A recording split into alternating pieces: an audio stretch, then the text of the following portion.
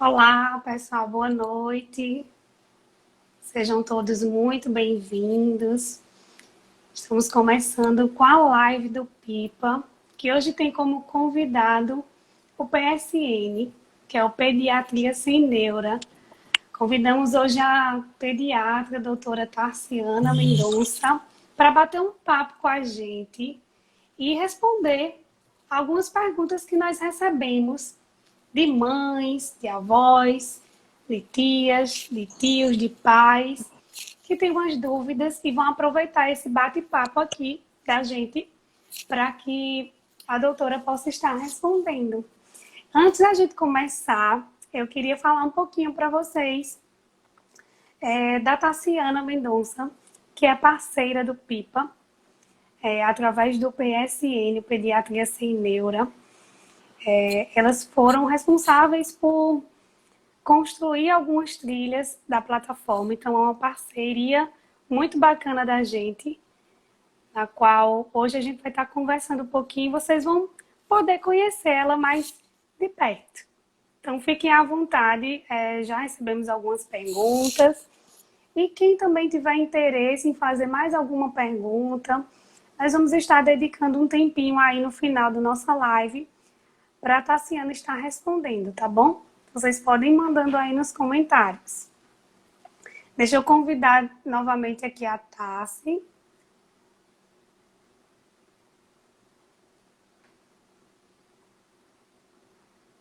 Vamos aguardar um pouquinho. Ela está entrando.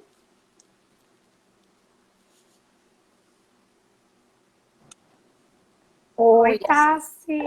Oi, agora vai dar certo. Agora vai dar. Boa noite, é um prazer imenso estar aqui com você hoje. Nós recebemos muitas perguntas interessantíssimas que estão deixando as famílias um pouquinho de cabelo em pé, né? Espero que hoje elas possam estar tirando essas dúvidas contigo. Vai ser um papo bem gostoso, com bastante conhecimento e ajuda aí para essas famílias. Queria que você se apresentasse um pouquinho, falasse um pouquinho para a gente dessa parceria do Pipa, que eu já fui, né, adiantando, falando aqui para o pessoal. Fica à vontade, Tassi. Ótimo, boa noite. Prazer estar aqui. Hoje, inclusive, é porque não está dando para ver minha camisa, mas fiz questão de vestir a camisa do Pipa, que é um projeto lindo. Ju mandou pra gente. Eu tô com a camisa que é saúde e emocional e alimentação e Pipa, que eu acho fantástico essa camisa, acho linda demais. Ju deu uma de presente para mim, uma de presente para a Aninha.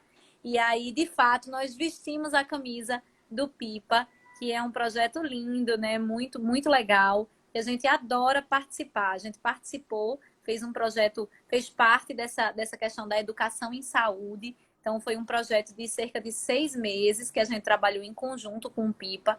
Foi muito gostoso, muito legal, assim, uma sensação de realmente estar fazendo bem, de estar trazendo conhecimento para as famílias, trazendo informação, que é muito, muito importante nos dias de hoje. E aí, mais uma vez aqui participando, vestindo essa camisa com muito amor e com muito orgulho. Então, muitíssimo obrigada. O Pediatria Sem Neura fica muito lisonjeado pelo convite, né? Eu e Ana estamos muito lisonjeadas, tá bom? E aí, como Stephanie contou pra gente, Stephanie, não é isso? Falei certo? Isso, Tá. certinho. Ótimo. E aí, como Stephanie estava falando, né? Eu sou médica pediatra, trabalho hoje em dia, minha formação, eu me formei há mais ou menos 10 anos, então eu tenho 10 anos de experiência com pediatria. Trabalho hoje em dia no IMIP, né, que é um hospital aqui, para quem está assistindo, que não é aqui de Recife, é um hospital de referência aqui em Pernambuco, no cuidado materno-infantil. Então, eu trabalho lá na enfermaria com pacientes internados. Trabalho também no Hospital das Clínicas, que é o hospital universitário da Universidade Federal de Pernambuco. E trabalho na iniciativa privada, tenho o meu consultório, que atendo crianças desde a faixa etária neonatal, recém-nascido, até a adolescência. Então, minha experiência, meu dia a dia é todo pediátrico. E aí, nas horas vagas também, sou mãe. Nas horas vagas, não, 100%, que esse é o Da trabalho. Júlia, né? A Exatamente. Julinha. Esse não é só nas horas vagas, não. Esse é É o tempo 100%. todo. É o tempo todo. Sou mãe de uma bebê de 7 meses e meio. Então, realmente, tô vivendo na prática também isso que a gente conversa da pediatria, né? Então, faz 7 meses e meio que eu sou uma pediatra diferente, porque tem esse meu lado mãe, que aí muita gente faz, não, mas você é pediatra, vem com manual de instrução. Não, não, não, não, não. Não é Sim. bem assim, não. Não é bem assim, não. Tem um outro lado também que envolve a maternidade, né? Que aí eu tô podendo sentir, assim, um pouco disso agora na pele. E aí é isso, vamos conversar. Acho que vai ser muito gostoso, vamos ter muitas informações relevantes, né? Isso, Stephanie? Sim, com certeza. Estávamos numa ansiedade, né, para fazer essa live contigo. Ana hoje não pôde estar aqui com a gente, mas ela também compõe o Pediatria Sem Neura. Vocês são incríveis, muito inspiradoras. Sou suspeita para falar, porque de fato eu já acompanhava um pouquinho do trabalho de vocês. Depois que vocês vieram para somar no Pipa, a gente se inspira ainda mais e admira, né? Então, hoje, de fato, é um momento que eu estou muito honrada também, muito feliz de ter vocês com a gente. E eu tenho certeza que para as famílias vai ser um momento muito importante. Então, vamos lá, né? Vamos lá para essas perguntas que estão aqui, para que a gente comece a responder essas mães. Além das mães, né? Porque a grande maioria, de fato, foram mamães que enviaram, mas é todo o contexto familiar, né? Tem o pai envolvido, tem a tia, tem a avó, enfim, os cuidadores dessas crianças. Então, vamos lá para a primeira pergunta. Uma criança de 4 anos que tem demonstrado comportamento bem agressivo ultimamente, sendo com animais e pessoas. O que poderia ser em relação à saúde, né? Isso tem algo atrelado à saúde? O que, que poderia ser, Ana? Tá. Vamos Ana, lá, não. olha só. Tá. Tá, se é. Fala aí, Diana. Olha. Olha, é interessante essa pergunta, né? Porque a criança, a gente se preocupa muito com os sintomas de febre, tosse, catarro, cansaço, mas a criança vai além disso. Então, muito interessante quem mandou essa pergunta ter esse olhar de perceber o comportamento da criança. Então, a gente realmente precisa ficar atento a isso. E antes de responder essa pergunta, acho que Stephanie pontuou bem essa questão do cuidador. Porque não é só a figura da mãe, né? Em volta da mãe, principalmente uma mãe que trabalha, precisa existir uma rede de apoio. Então, eu e a Aninha, a gente gosta de pontuar que o Pediatria Sem Neura é para cuidadores, é para os cuidadores de uma criança. E vários estudos apontam que para cuidar de uma criança, tem um documentário no Netflix que é muito legal, que ele fala Começo da nesse vida. documentário o começo da vida. Isso, É, o muito primeiro. bom. E aí ele fala, alguns estudiosos apontando que para cuidar de uma criança precisa de uma aldeia. Porque realmente um serzinho tão pequeno demanda tanta gente, sim, é verdade. Por essas questões que essa pergunta levantou. Não é só a questão física de saúde, envolve comportamento, envolve desenvolvimento psicoemocional também. Então, no meu caso, por exemplo, eu sou mãe e trabalho. Então, para poder eu exercer minha profissão fora de casa, eu preciso de uma rede de apoio. Então, eu preciso da minha mãe, que me ajuda a cuidar de Juju. Eu preciso do meu marido. Então, eu preciso da minha sogra, da minha cunhada. Então, é uma rede de apoio para cuidar dessa criança. E toda essa rede Sim, precisa, sim, se manter informada, né? Então, essa live e o conhecimento que a gente traz através das mídias sociais vai além da mãe. Realmente é a figura do cuidador, né? E aí, voltando para a pergunta de Stephanie, se a criança ela está agressiva e você está percebendo essa mudança de comportamento, você tem que ir atrás do que está acontecendo. As crianças elas costumam demonstrar a ansiedade, demonstrar a irritabilidade através dessas mudanças de comportamento. Então, um exemplo prático. Agora, na pandemia, a gente pensa, não, os adultos estão estressados, os adultos estão ansiosos, estão depressivos, transtorno de ansiedade, transtorno... mas para as crianças tá tranquilo, eles só não estão indo para o colégio. Uhum. Só não estão indo para o colégio, veja, isso é a maior atividade deles, né? Eles É só não verdade. estão brincando com outras crianças. Olha, isso é tudo que a criança precisa, é brincar. Então, com a pandemia, por exemplo, a gente viu muito transtorno de ansiedade nas crianças. E aí, como é que isso se reflete? Como é que a gente percebe? A gente percebe uma criança mais agressiva, é uma criança que quando vê outra criança, desaprendeu, entre aspas, a brincar. Então, não sabe como agir diante de outra criança. Começa a ficar muito possessiva com seus brinquedos. Então, claro, Sim. brincou 2 anos sozinha. Principalmente os pequenininhos. Essa criança da pergunta é um pouquinho mais velha, tem 4 aninhos, né? Então, Uhum. teve É. 2 anos aí do mundo fora da pandemia, dois anos dentro da pandemia, mas 2 anos muito importantes no desenvolvimento dela. Então, Certeza. ela pode sim estar mais possessiva com os brinquedos, ela pode sim estar tendo dificuldade de lidar com o dia a dia, com outras pessoas, tanto outras crianças da idade dela, como outros adultos, porque desacostumou, vamos dizer assim, dessa vida social. Então, isso é um ponto muito importante, que a gente tem que estar atento. Será que é essa volta da criança para a vida social que está trazendo alguma ansiedade e ela está se manifestando através de agressividade? É Uhum. uma via, um caminho para se pensar, certo? Ou ainda, será que dentro dessa estrutura familiar teve alguma mudança importante? Por exemplo, os pais se separaram, ou ainda chegou um irmão mais novo, ou ainda mudaram de casa com a pandemia. Era uma criança que estava a mãe, o pai e a criança. E os pais de home office, porque durante a pandemia ninguém deixou de trabalhar. Né? As crianças Sim. deixaram de ir para a escola, deixaram de brincar, mas os adultos precisaram continuar trabalhando e de casa, de home office. Então, foi uma criança que ficou Uhum. mais sozinha e ficou mais com telas. As telas. Stephanie, oi? Caiu? Oi, tô Tá. aqui.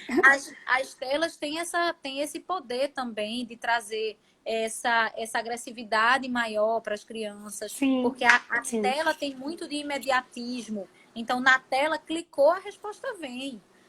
Mexe no Uhum. botão, o volume aumenta. Então, isso traz uma ansiedade para a criança que no mundo real não é assim. No mundo real, o amiguinho não vai responder naquele imediatismo que a tela responde. Então, tudo isso pode trazer alguns pontos para a criança de desenvolvimento que aí se repercute, né, se manifesta, melhor dizendo, com esse sintoma da agressividade. E essa agressividade, como eu falei, pode ser com os pares, com as crianças da mesma idade, pode ser com os adultos, pode ser com os animais, pode ser até consigo mesmo. A autoagressão também pode acontecer.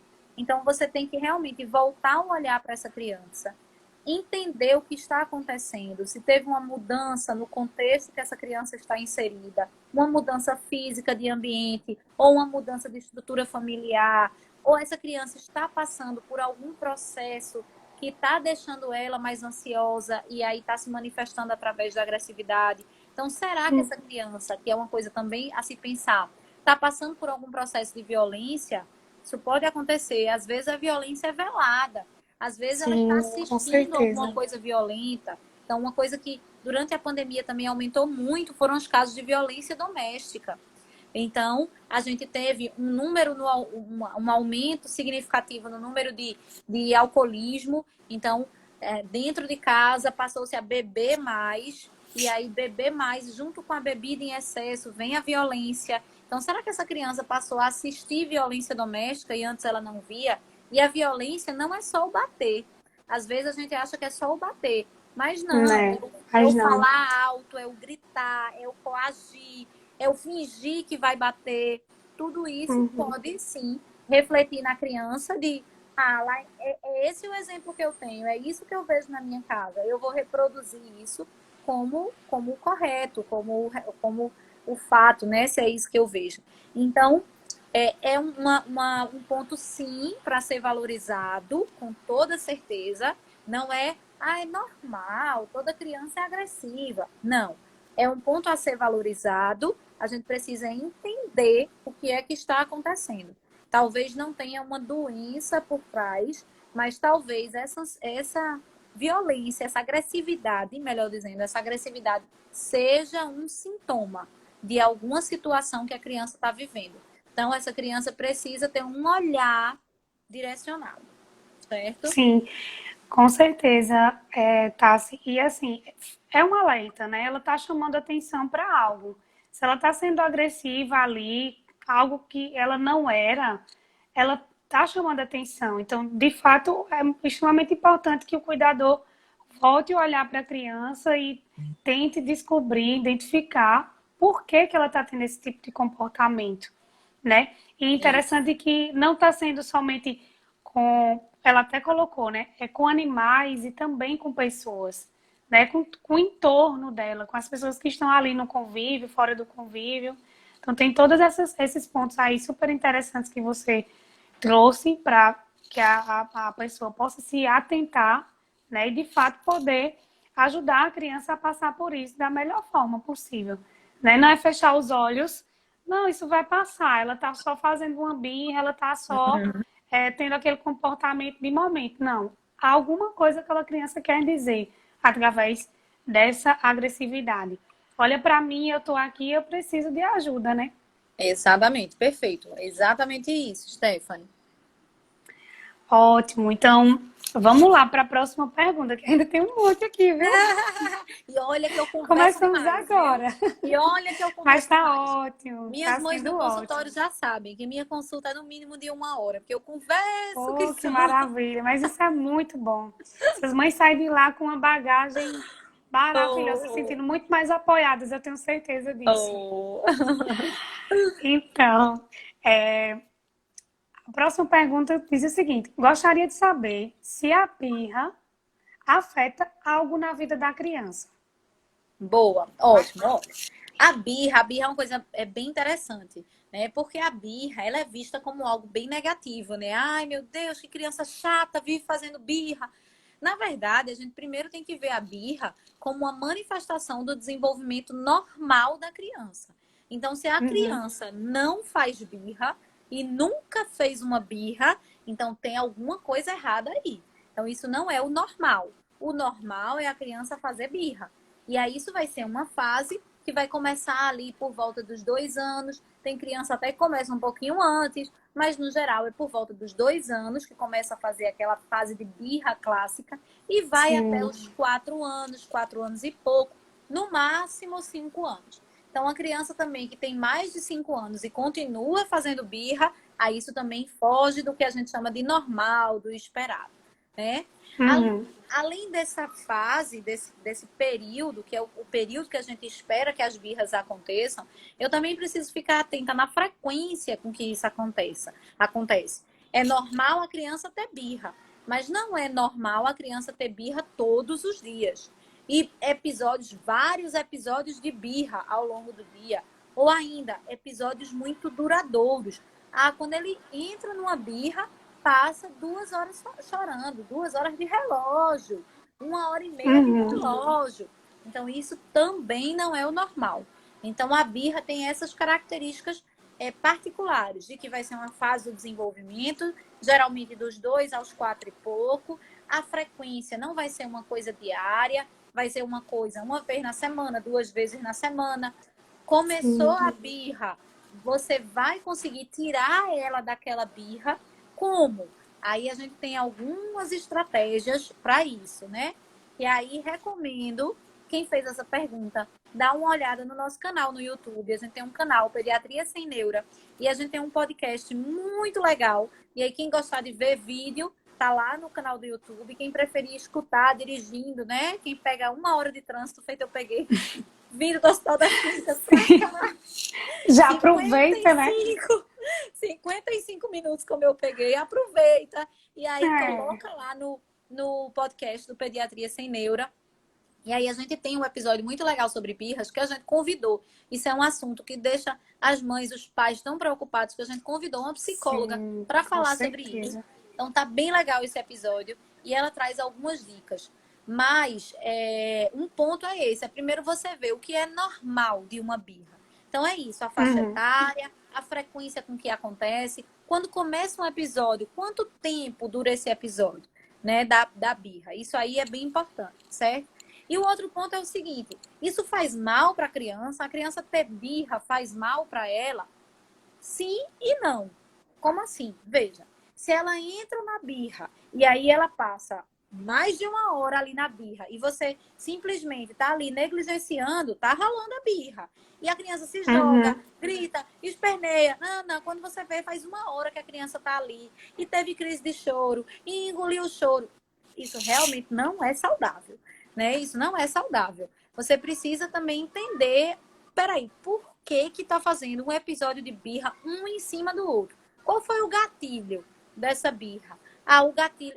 Tá. Se ao longo do dia são vários episódios. E os gatilhos são vários. Uma hora faz birra porque não quer dormir. Uma hora faz birra porque não quer comer. E é birra que Sim, passa 40 minutos, uma hora chorando. Calma. Vamos rever o que é que está acontecendo. Essa criança precisa ser acolhida, mais uma vez. Se a birra está assim, com essa frequência, com essa intensidade, talvez seja uma manifestação de que alguma coisa não está bem, né? E como sim. lidar com isso, né? Como lidar com a birra? Aí você vai ter que individualizar, você vai ver caso a caso, usar algumas estratégias. Tem algumas situações que a birra não é normal.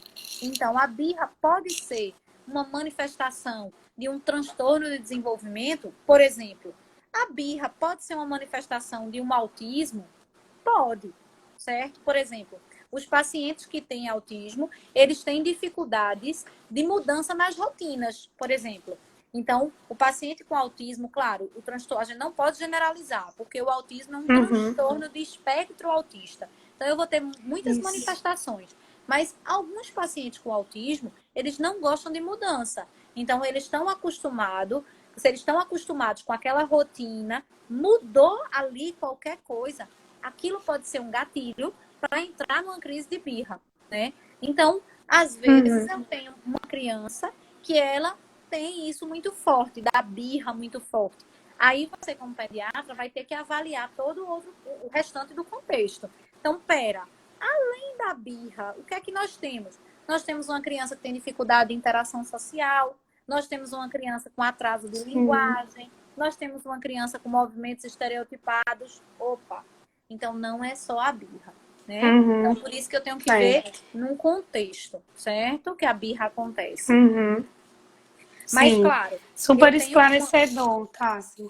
Eu acho que quem fez a pergunta também quer saber e se eu deixar assim, tá fazendo birra, tá se jogando no chão, fazendo Uhum. aquele show no shopping, né? O que Sim. é que eu faço? Deixo fazer o show no shopping e finjo que vou embora e deixo a criança lá? Olha, não é o mais recomendado, certo? O mais recomendado é você realmente acolher essa criança. Tá fazendo show no shopping. Peraí, você vai contar até 10. Eu sei que como pai, ainda não sei como mãe, né? Porque ainda não tô nessa fase com Juju, mas vou saber em Sim. breve, né? Porque ela vai fazer birra, sim, vai fazer birra, fato. Então eu sei que a vontade que dá é de você explodir. Ah, Mas sim. a gente tem que lembrar. Tu já viveu isso, pois, Stephanie? Tu tem filho? Ainda não. Ainda não. Mas eu já assisti muitas cenas assim que eu fico imaginando o quanto essa mãe, esse pai estão sofrendo ali por dentro, sem saber É, como agir, né? Porque em muitas situações você se pega de sim. fato sem saber como Sem agir. saber como agir. Exato, exatamente. Então, lá no episódio, a psicóloga Renata, ela fala algumas coisas sobre isso, mas uma coisa bem interessante é você tem que lembrar que ali tem um adulto, e o adulto é você. Então, é muito Sim, difícil, mas você vai ter que buscar esse autocontrole. E quando você não está conseguindo, saia de cena e chame outro adulto para lhe ajudar. Por isso que a gente volta para a necessidade de uma rede de cuidadores, uma rede de apoio, uma aldeia para cuidar é de uma criança. essencial. É, Porque se você é passa, porque também essencial. não é fácil, né? Tem que ter muita. Juliana está escrevendo aqui, ó. Tem que ter uma paciência de Jó. Frijó, Tem, realmente. tem que Ou ter. se tem. Pois é, mas aí você respira fundo e se naquela hora você não vai dar conta, tudo bem por isso. Sai de cena e entra outra pessoa para acolher essa criança, para dizer, olha, o que você está sentindo é raiva.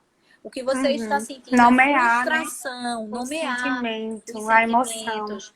que é muito difícil, é muito difícil. Ensinar os sentimentos é muito difícil, né? Sim, Ensinar a com tomar banho, certeza. ensinar a dormir, ensinar a comer já é difícil. Sim. Ensinar os sentimentos é muito mais.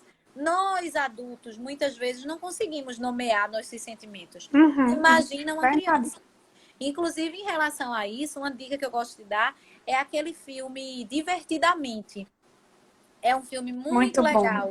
Ele fala muito, é um filme eu acho que é da Disney, da Pixar, se eu não É, me engano, é da né? Pixar. É, mas Pois ele é é, muito bom. ele é muito, aquilo ali é uma aula de neurociências, da Uhum. gente entender como é que funciona a nossa cabeça. E aí eu gosto dele porque é tão ilustrativo de você ver os sentimentos, a tristeza, a alegria, a raiva. Então, de repente, se você entende que na nossa cabeça funciona mais ou menos daquele jeito, você talvez vá conseguir ajudar mais sua criança nesse aspecto, É né? Então, verdade. fica aí essa dica. Só para confirmar aqui, Juliana disse que realmente é da Pixar. E vale Ótimo. super a pena assistir, né? Tanto É, encontra no YouTube como na Netflix, né? isso. Então, vale muito a pena. Eu achei uma excelente dica aí. Mas, de fato, a birra é algo que muitas vezes deixa o adulto sem saber como agir, né? Principalmente em situações em que você está em público e a criança tem aquele comportamento que lhe pega totalmente de surpresa. E você também lida com os seus sentimentos, né? O Isso. nome do filme é Divertidamente, né, Tassi? Isso. Tem aí mesmo, estou mostrando Divertidamente. aqui. É, divertidamente. Divertidamente. É uma delícia. É um filme para criança, mas na verdade é um filme para adultos, sabe? É É verdade. muito legal, muito. Os dois se divertem Os dois se e divertem. aprendem, É verdade. né? E assim, voltando ao assunto da birra, que é muito difícil, muitas vezes, você lidar com aquela situação, né? Mas o quanto é importante, você bem trouxe aí na sua fala, a gente não virar as costas, não negligenciar o que aquela criança está sentindo, né? A gente ajudar ela a passar por esse processo é essencial para que ela, de fato, consiga lidar com aquilo da melhor forma. E a gente, como adulto, tem esse papel, né? E aí vem a rede de apoio, que é tão essencial e necessária. Quem tem a sorte de ter pode contar, né? Isso. Se sente abraçado e, de fato, nesses momentos assim, em que você vê que você não está conseguindo lidar com aquilo, você chamar o outro para te apoiar, para ajudar a lidar com aquela situação. Isso, Excelente, perfeito. Exato. muito bom. Então, vamos lá para a próxima pergunta. Como essa já vem em relação a um outro assunto, né? Fugindo um pouco do comportamento agora, mas a pergunta é o seguinte: como posso fazer para que o leite não fique voltando? É possível que o bebê de 1 mês e 18 dias que mama seja ele amamente mais por gula ou que não esteja sentindo fome? Certo, tá. Legal, muito boa. As duas perguntas são muito interessantes. Vou responder primeiro a da gula. Um bebê de 1 mês e pouquinho, será que ele come por gula? Não, ele não come por gula, tá? Então, o bebê, não só o bebê assim pequenininho, mas isso também é muito importante quando vai começar a introdução alimentar. Criança, principalmente nessa fase, é diferente de adulto. A gente come por gula, né? Então, se der Uhum. pra gente aí, assim, um Big Mac, você pode ter acabado de jantar sopa. Mas se bota um Big Mac na sua frente, você Você vai vai comer o querer. Big Mac com uma coca de 500. Vai, É, né? verdade. Você vai. Criança não é assim, certo? Então, Uhum. principalmente os bebezinhos. Quando vai crescendo, aí o hábito alimentar vai mudando, vai entrando nessa questão cultural do excesso de comida, aí muda. Mas nesses bebezinhos, não. Então, o que a gente precisa ficar atento são os sinais de saciedade. Quando a gente começa a introdução alimentar, ficar atento aos Sim. sinais de saciedade. Então, ele vai comer até onde ele aguentar e até onde ele tiver fome. Agora, para isso, veja, você não pode, isso primeiro falando da introdução alimentar, depois eu volto para o pequenininho, tá? Mas na Uhum. introdução Sim. alimentar, por exemplo, você não deve colocar um celular na frente desse bebê. Ou até no maiorzinho, 1 ano e pouquinho, né? Os 6, 7 meses é difícil colocar um celular na frente. Mas com um ano e É, pouquinho, isso está cada vez mais frequente. E aí com os pais dizem assim, certeza. não, mas é porque ele fica ali concentrado na tela e fica comendo. Pois é, mas isso é muito ruim. Por quê? Porque a criança está deixando de se perceber. A criança está deixando de perceber os sinais dela de saciedade. Porque Uhum. ela É está como se ela comendo. estivesse no automático, né, Tassi? Exatamente. Ela está comendo no automático. E isso está intimamente relacionado à obesidade. Porque a criança está deixando de se perceber, está deixando de perceber quando ela está saciada, quando ela está cheia, e está só ali, ó, comendo, comendo, comendo. Então, isso é bem ruim. Então, já fica aí essa questão. Olha, as telas, menor de 2 anos, a gente sabe que não deve ser exposto. Mas se você tiver que expor por qualquer motivo que seja, que não vem ao caso agora, pelo Uhum. menos não faça isso durante o momento da alimentação, que é bem ruim, porque a criança deixa de perceber os sinais de saciedade. E você também deixa de perceber isso na sua criança.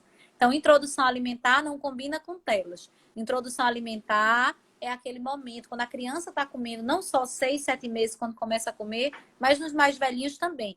É aquele momento de interação com a comida, interação com a família, para poder criar hábitos de vida saudáveis. Beleza. Uhum. Sem que Voltando, nada interfira, né? sem que nada interfira. Exatamente. Voltando para os Perfeito. pequenininhos, então, que foi a pergunta, 1 mês e meio, será que está comendo por gula? Não. Mas eu já sei por que essa mãe fez essa pergunta. Porque nessa idade, ele quer estar o tempo todo no peito. O tempo todo.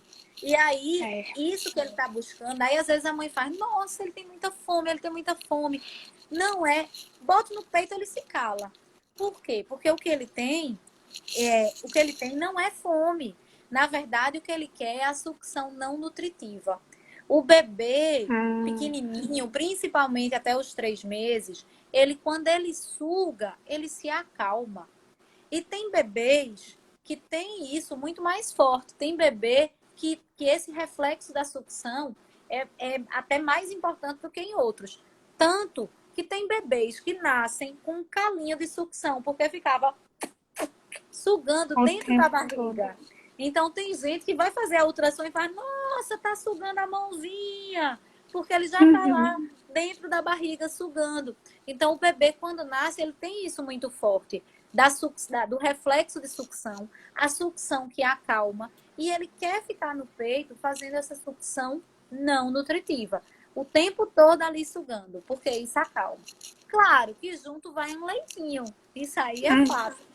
E aí, junto com o leitinho, suga, vem leitinho, e aí acaba que o leite vai voltar. Vai. É por isso que no interior o povo diz assim: bebê que golfa é bebê que engorda. Isso é verdade. Porque já ele ouvi vai falar sugar, bastante. sugar, sugar. Ele vai vir um leitinho, só que o estômago é pequenininho, não comporta. O que é que vai fazer? O leite vai voltar. Isso é o Uhum. refluxo. Mas é o refluxo normal do bebê. Não tem nenhum problema com esse refluxo. Esse refluxo não faz mal. E como é que eu sei que é um refluxo que é bom, que é um refluxo que está tudo bem? É sinal que ele está mamando, que ele está enchendo a barriguinha. Porque o bebê ele vai ficar tranquilo. Então, o bebê ele vai refluir, ele vai gofar. E depois que ele gofa, ele fica ali, ó, tranquilo. Se ele estiver no peito ou perto do peito, ele gofa e ele volta para mamar. A mãe faz até assim, meu Deus, como é que pode? Acabou de gofar um monte, já Já, quer mamar de novo. de novo. Ele bota para fora e quer mamar mais. Mas não é por gula. É um reflexo da sucção, porque a sucção acalma esse bebê. E é importante, sim, a gente deixar que ele sugue, tá? Porque esse acalmar, esse aconchego, esse acalento é muito importante para essa transição do bebê, do meio intrauterino para o meio extrauterino, né? Então, o bebê precisa Sim. desse colo, desse aconchego, dessa sucção não nutritiva. Se ele gofar, tudo bem, não tem problema. Gofa, paninho de boca tá para isso. Enxuga o paninho, deixa ele gofar. Não tem problema. Esse refluxo, ele só vai ser um problema se a criança passa o dia irritada. Então, olha, tá, se é aquela criança aquela gofa, não engorda, não ganha peso e passa o dia irritada, chorando. Vai pro peito, fica bicando o peito, fica se jogando para trás. E isso é um sinal de que as coisas não estão indo bem. Mas aquele bebê que está ganhando peso, que está engordando, está no peito, mama, o leitinho volta, ele chega a dar aquele sorrisinho, ele dá um sorrisinho e continua mamando. Então tá tudo bem. A gente chama de regurgitador feliz. Então, é normal, certo? Então, respondendo à pergunta, bebê de 1 mês e meio, ele não come por gula, tá? Ele gosta de estar no peito porque ele suga e isso acalma ele, por isso que ele gosta de estar no peito, tá? Mas não é gula. E em relação a o que fazer para o leite não voltar, deixa o leite voltar, não tem problema. Agora, claro, tá assim, mas veio. E na hora de dormir? O leite pode voltar na hora de dormir, tá? Então, quando for deitar esse bebê no berço, porque para o leite não ficar refluindo, você pode deixar ele em pezinho. Então, deixar o bebê aqui no braço, em pezinho, não deitar logo. Porque na hora que você deita, o leite volta. Então, deu mamar para o bebê, ou deu a mamadeira do bebê, deixa o bebê um pouquinho em pé, porque só o fato de você deixar ele em pé, isso já vai ajudar no esvaziamento gástrico. Ou seja, o leite que está ali no estômago e devagarzinho saindo do estômago, indo para o intestino, indo lá para o intestino sendo absorvido até sair na forma de fezes, né? Então, esse tempo de sair do estômago e alcançar o intestino, a gente chama isso de esvaziamento gástrico.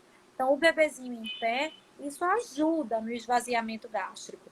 Então, mamar e deitar logo é pedir para o leite voltar. Isso aí é fato, certo? Então, uma dica é essa, não deita logo, espera um pouquinho, tá? Para deitar. Tá bem. Quantas informações aí enriquecedoras, viu? Uma verdadeira, assim, consulta.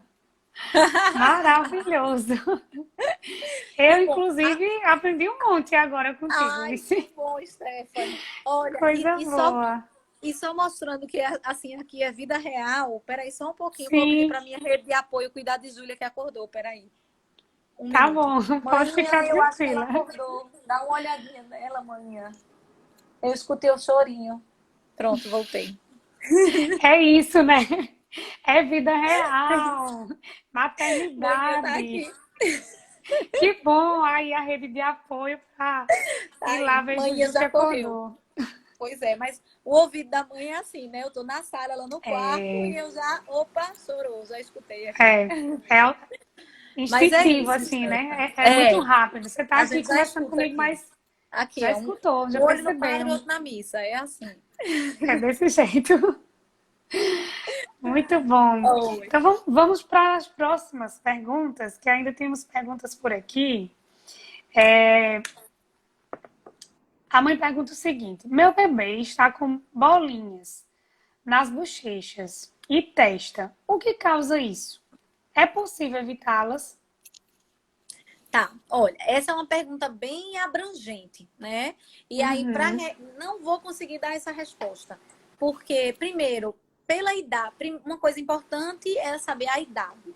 Porque a depender da idade, eu tenho algumas lesões de pele que são mais frequentes do que outras, certo? Então, a idade é bem importante para poder a gente Tá. fazer uma diferença, uma Esse, diferenciação. Esse esse tinha eu que sei a idade? idade. Sim, Tem 2 meses. 2 meses, bem pequenininho, né? Aí É, essas bem bolinhas no pequenininho. rosto, na testa, o segundo ponto era examinar, para ver na prática o que é que é. Mas uma coisa que existe é a acne neonatal, que é a espinha de bebê. A acne neonatal, ela é mais prevalente no primeiro mês de vida, por isso esse nome, acne neonatal. Mas às vezes é um bebê que tinha muita acne de espinha mesmo. Então a espinha do bebê. Espinha de bebê, né? Espinha como se fosse, não é aqueles de adolescente que faz aquelas espinhas enormes, Sim. mas como se fossem umas espinhas pequenininhas. Então a gente chama de acne neonatal. Tem bebê que tem muito no período neonatal, no primeiro mês de vida. E aí do primeiro para o segundo, aí vai melhorando, né? Essas lesões vão clareando, vão melhorando, vão diminuindo de intensidade. Então essa é uma possibilidade. Entendi. Mas existem outras opções, outras possibilidades para essas lesões de pele. Realmente só examinando para a gente saber. Uhum, entendi. Tendo Perfeito, acne Tassi. neonatal, nada a fazer, tá? Acne neonatal é Aham, observar, e aí se a mãe estiver nos escutando, observe. Ah, era muito intenso, realmente está melhorando. Ótimo, então devia ser mesmo acne neonatal. Mas uhum, isso aqui é só uma orientação geral. O exame físico é que vai sim, te dizer o que é e qual a melhor conduta. tá ótimo. Perfeito. Então, vamos lá para a próxima. Essa pergunta, ela vai mais para quando a criança vai iniciar na escola. Hum, Ela diz o seguinte, a criança nasceu durante a pandemia. Então, hum, próximo ano é o ano que a família decidiu que ela vai ingressar na vida escolar. E aí, certo. ela é uma criança que é bem segura, se sente melhor com os familiares, aqueles que convivem mais com ela no dia a dia. Uhum. Então, se existe algo mais voltado para a saúde, que essa família pode estar fazendo para ajudar a criança a passar por esse processo. Levando-se em consideração que é uma criança que nasceu nesse período de pandemia, né? E o contato dela é mais com a família e pessoas mais próximas. Sim, certo. Olha, o ideal, tudo bem, decidiram ano que vem, começar 2022, começar na escola, ótimo. Então, é interessante Uhum, que os cuidadores, principalmente a mãe e o pai, estejam muito presentes nesse início das aulas, nessa adaptação escolar. E aí, esse tempo de adaptação vai variar bastante de criança para criança. Tem criança que a mãe é que fica chorando e faz, Tassi, nem olhou para trás, ou então olhou para trás e disse, tchau, mamãe, né? E vai, deu sim. a mão para tia e foi, né? Tem criança que é assim, Uhum, tem outras crianças que não, que demoram mais para se adaptar, que voltam no começo, os primeiros 15 dias, o primeiro mês, fica um pouquinho só, depois quer ir para o colo da mãe, e tudo bem por isso. Então a gente vai ter que ver caso a caso, ver como é que a criança vai reagir nessa adaptação e que os pais já se preparem para terem essa disponibilidade de estarem ali, mostrando para a criança que estão sim. ali, que elas podem voltar, que não é uma ruptura, não é uma tô te deixando ali, vou embora, eu tô aqui disponível para você. Então, esse Uhum, tempo que vai levar é bem difícil a gente prever. É importante que os pais tenham se mostrem disponíveis para a criança e organizem sua estrutura dessa forma. Conversem no emprego, que vai ter dia que vai se atrasar, que vai ter dia que vai precisar ficar disponível. Então, de sim. repente, se tiver a oportunidade de pegar férias para aquele mês que a criança começa, e ao invés de viajar, ficar ali disponível, talvez seja uma Uhum, ideia, né? Não existe uma coisa de assim, vai começar na escola, eu vou começar vitaminas, que são uma coisa que os pais me perguntam muito. Vou começar um complexo vitamínico para evitar que ele fique doente. Não existe isso. uhum, Vou começar a vitamina C para evitar que ele pegue virose. Não existe isso, tá? Então, essa imunidade de doença, que é uma coisa que os pais ficam bem preocupados, e vai pegar virose, vai pegar verdade. resfriado, vai pegar gripe. Eu tenho alguma coisa para fazer? Não, infelizmente, isso aí eu não tenho o que fazer, né? Uma coisa é viver realmente e vou tratando caso a caso, e o resfriado vai aparecendo, a gente vai tratando, vai se afastando das atividades escolares por aquele tempo, depois volta. Sim. Então, em relação a tem como dar uma melhorada na imunidade para ir para a escola? Não, isso aí não existe.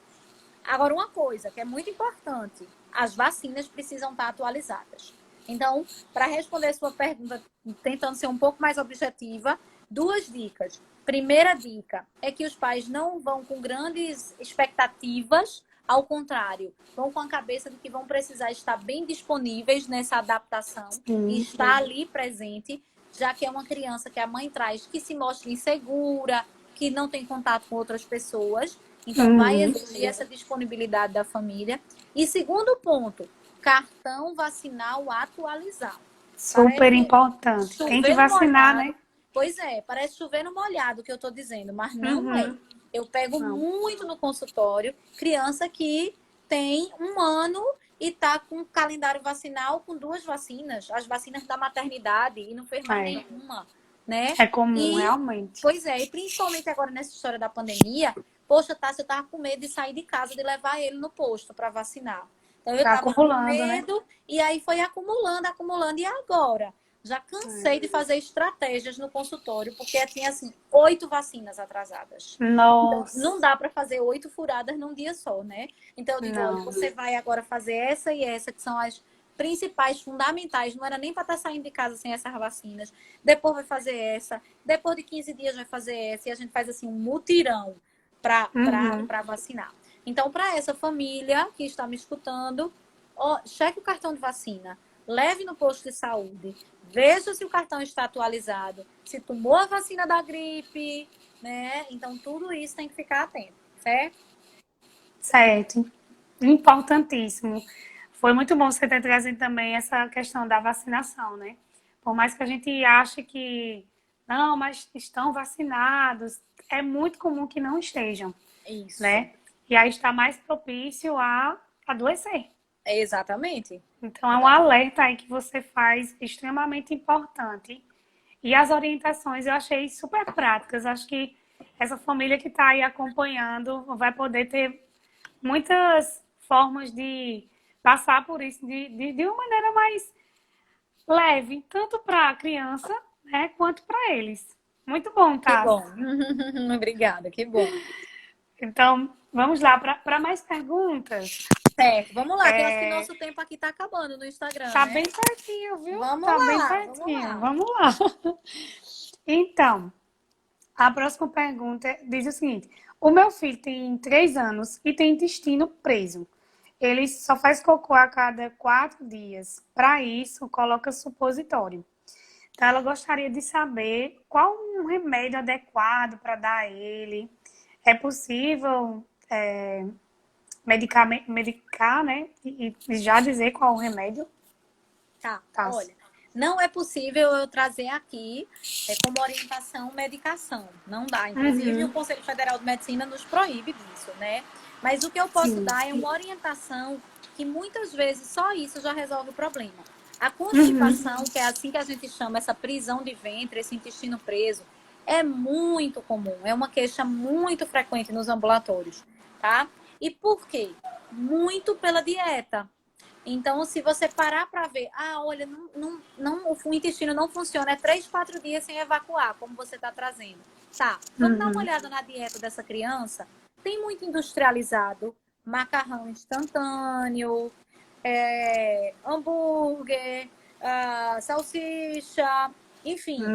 Pode olhar como é esse cardápio. Eu tenho certeza, como diz o ditado popular, eu dou minha cara a tapa. Eu tenho certeza que tem um monte de industrializado. Como é o lanche dessa criança? Come fruta? Não, não come fruta não na hora do lanche. Vai comer um biscoitinho recheado. Toma aquele iogurte cheio de conservantes, né? Na hora do almoço, é macarrão instantâneo com salsicha. Olha, essa receita é infalível para prisão de ventre, viu? Macarrão instantâneo com salsicha, acabou, né? E infelizmente é muito frequente, é muito, tá? Então, primeiro de tudo, vamos modificar essa dieta. Então, quem mandou essa pergunta, primeiro, modifique a dieta. E aí você precisa que essa criança coma fruta, essa criança coma verdura, tá? Por quê? Porque tem fibra. Toma muito suco. Suco não adianta. Porque no suco vai embora a fibra. Você tem que dar a fruta para a criança mastigar, comer a fruta. Mas ela não gosta. Veja uma que ela goste, uma ou duas, principalmente as laxantes, como mamão, por exemplo, ameixa. Então, vamos colocar de alguma forma isso na dieta dessa criança, tá? É muito importante. Segundo ponto, olha, fiz essas mudanças dietéticas, né? A água também é muito importante, beber água para soltar o intestino, isso também é muito importante. Olha, fiz essas mudanças, não deu certo, Tássia. Certo, então a gente vai precisar tratar. Porque ficar colocando supositório, isso não é legal, tá? Isso não faz bem. Por quê? Porque você está resolvendo o problema ali, mas não está tratando a causa. E a gente tem que buscar qual é a causa. Essa causa pode ser alguma coisa no organismo de assim, o intestino tá com algum problema, tá com algum, nasceu com algum problema, é alguma doença. Pode ser, mas é pouco provável. Geralmente é o que a gente chama de funcional. É o intestino que não está funcionando direito. Ele está ali todo Sei. prontinho, bem formado, nasceu tudo certo, mas não está funcionando direito. E por que não está funcionando direito? Geralmente é a dieta. Se não deu certo com as mudanças da dieta, você deve começar um tratamento para fazer todo dia e não é com supositório. A gente tem medicamentos para isso, certo? Uhum, Mas aí certo. realmente tem que ser na consulta médica. Então, quem está me Uhum, escutando, vamos começar mudando a dieta, aumentando a ingesta de líquidos, de água mesmo, que isso vai ajudar bastante, e marcar a consulta com o pediatra, tá? Para poder fazer esse ajuste e começar o tratamento dessa constipação, que é assim que a gente chama essa prisão de ventre. entendi. Só essas informações já acredito que podem ajudar muito, né? Porque só esse olhar aí para a alimentação já vai fazer uma grande diferença, né? Muito bom. Tássia, a Ótimo. gente tá chegando no final já, viu? Sim? Pois é, tô vendo aqui pelo horário, que pena, é muita Pois coisa. é, muita coisa. Ainda tem É, perguntas aqui. Vamos ver se dá tempo de olha, só responder só mais respondendo, uma. colocaram aqui, pegue 4.000. Pegue 4.000 é ótimo. De fato, é o tratamento para constipação, tá? O Pegue 4.000 e outros que eu não Uhum. vou estar dizendo o nome aqui, porque senão eu estou medicando numa live, eu não Sim, posso fazer sim. isso. Uhum, Mas sim, sim. respondendo a pergunta, é bom? É. Mas precisa passar pelo pediatra, para o pediatra avaliar bem direitinho e fazer a prescrição até baseado no peso da criança, que é assim que a gente Uhum. prescreve, tá? Sim, Desculpe, perfeito. Stephanie, pode seguir. Tudo bem, tranquilo. Vamos ver se a gente consegue responder só mais uma aí, né? Certo, Porque já estamos chegando no final. E isso é tá. bom, porque deixa aquele gostinho de quero mais, né? Quem sabe a gente Sim, não marca um outro vamos, momento, né? Então, estamos claro. vendo aí o quanto as pessoas estão sendo participativas. Então, não vai ficar só Isso. nessa, não, minha gente. Pode ter Tá, certeza que vamos. depois Tassi volta. Quem sabe Ana vem também para a gente Sim, fazer um outro perfeito. momento de Pediatra Responde. Ótimo, maravilha. Mas seguindo aqui para o final, como é feito o diagnóstico para um bebê com intolerância à lactose? Certo. Olha, a gente tem que ter cuidado com esse termo, intolerância à lactose, porque muito comumente é confundido com alergia à proteína do leite de vaca, que são situações bem diferentes. A alergia à proteína do leite de vaca é uma coisa, intolerância à lactose é outra, certo? Então, Uhum, partindo da ideia de que quem fez essa pergunta entende que é intolerância à lactose, não é alergia ao leite de vaca. Então, na criança, geralmente o que a gente tem, via de regra, nos casos mais comuns, claro, depende também da idade, mas principalmente nos pequenininhos, o que a gente tem é uma intolerância transitória à lactose e não uma intolerância de verdade. Então, é muito comum a criança pegar uma virose com uma diarreia importante, a criança fazer vários episódios ao dia, isso por uma semana, 10 dias, 15 dias assim. E não melhora. E aí a mãe faz, olha, faz 15 dias que tu tá com diarreia e não melhora. E eu percebo que quando eu dou leite, só piora. Então, essa criança pode estar com intolerância à lactose? Pode. Mas nesse caso, geralmente é o que a gente vê, é uma intolerância transitória à lactose. Porque pegou a virose, o vírus destruiu lá onde absorve a lactose que está no leite, e aí, enquanto o intestino se recompõe, eu preciso oferecer uma dieta que não tenha lactose.